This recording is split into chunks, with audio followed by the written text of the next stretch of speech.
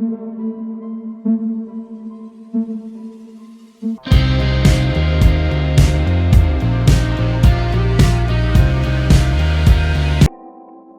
guys, welcome to Bearing Drive. I'm your host Surjo. We are here at Smart Yamaha today.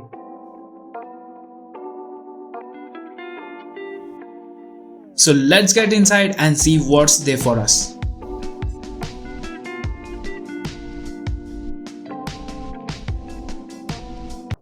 As you can see here, we have the all new FZ25 with us. So we're gonna ride it and tell you how is this bike.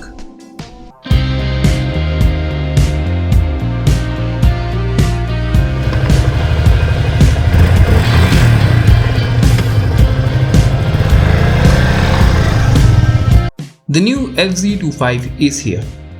For over a decade, the FZ series has been very popular on the streets of India, inspiring riders from all across the country. 12 years later, the iconic FZ is geared up to push the limits even further as the all-new FZ25 with BS6 compliant engine. First, let's talk about the design. The new FZ25 gets fresh elements like the new face, which is more aggressive than the previous one, gets a bi-functional LED light with high and low beam, and the boomerang shaped LED DRL complementing it. It gets a visor that is extended from the DRL to the instrument cluster, giving it a meaner look. The bike gets an engine cowl that makes it edgier looking. The tank shroud is much more pronounced than before, adding the muscle to the already bigger tank unit, and has subtle changes here and there. Other than that, there are no major changes as it retains most from its predecessor. It is proper street fighter that has all the muscle that you want and even enhance the overall look because of the new headlight. The instrument cluster is a negative LCD unit that provides basic info like speedometer, odometer, trip meter, fuel gauge. Additionally, it gets a clock, fuel consumption indicator and ABS indicator. I wish it get a gear position indicator and a slightly bigger display, which can be really useful. The switchgear quality is average and overall the build quality is good enough. The new FZ gets two variants. This is the FZ variant that gets two colors. The one you're seeing is the racing blue color and also gets the metallic black. You also get the S variant, which will be featured in another video. Now let's talk about the engine. The bike gets a 249cc air-cooled fuel-injected motor that makes 20.8 PS of power and 20.1 Nm of peak torque, which is not much different from the BS4 variant, mated to a 5-speed gearbox. The engine is responsive and has the bigger cc push in it. This engine is very much tractable and impressive at lower speeds. We have ridden the bike at as low as 5 km per hour and still there is no jerkiness, even runs smooth. It is excellent in traffic conditions with no hassles to shift the gears. Now, with the new BS6 norms, you need to maintain at least 2 liters of petrol at any cost, as anything below will cause problems in the fuel injection system and you will notice hiccups while giving the throttle. The gear shifts are crisp and accurate with the clutch being slightly on heavier side. Now getting into the neutral is kind of tricky at times. You shift the gear and there is no gear position indicator given so that at least you can see. Shift the gear and notice the punch while revving as the bike is quick to accelerate, and the best part of the engine is it has strong mid-range performance. You will be easily maintaining speeds like 90 to 100 without any problems as it gets a 14-liter fuel tank capacity. So you will have less fuel stops on the run. The bike is very much happy in the low and mid range, and if you rev it hard, you will notice some hesitation overall. The refinement is really up to the mark as there are no such vibrations and heating that we have noticed. Even with the pillion, there are no delay in acceleration and you will be happy with this new engine. You also get a side stand engine cutoff function if the bike is in the gear. Now let's talk about the handling. The bike, although looks quite big and muscular, is quite light at 153 kilos and is easily manageable. There is no doubt in this that the bike is a good handler, may it be bad roads or straight and even in the corners. The chassis, which is a diamond type frame, gives you enough confidence to do so.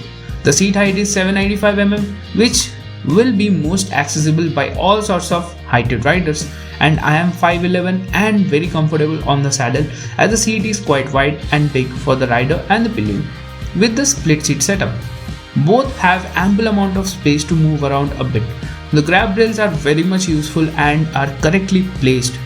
The seating position is upright, just slightly leaning posture with wide handlebar and the foot pegs positioned well.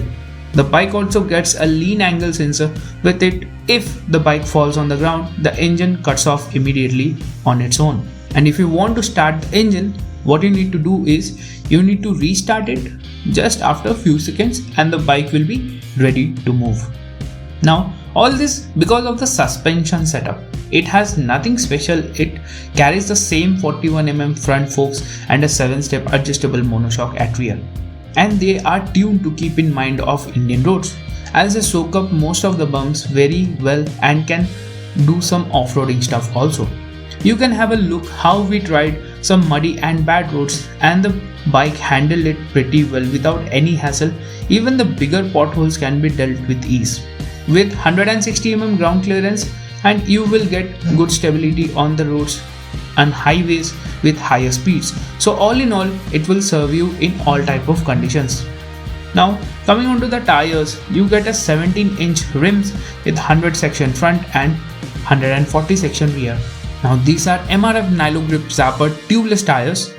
The tires provide you ample grip and you will have no complaint. We even tried some off-roading and on the mud. The tires provide enough traction in gripping the surface and has no problem at all. Even taking corners is also easy with them. Now you also get a 282mm disc at front and a 220mm disc at rear paired with dual channel ABS, which activates once you cross 20 speed. Because of the ABS, you get great confidence in braking as there will be no wheel locking. I like the ABS integration at this intervene only when you required it. Now the bite from the front brake could have been better and you could completely trust it in the hard braking conditions. Now let's talk about the pros and cons. The first pro of this is it gets the design right with good amount of muscle and sportiness, and the new headlamp which also gets pretty meaner. Second, the LED headlamp and the DRL look pretty well and they do the job well. Third, the dual channel ABS which can be life saving at times and you can do some really hard braking on it without losing any kind of confidence. Fourth, great comfort for both the rider and the pillion because you get good amount of space because of the split seat setup.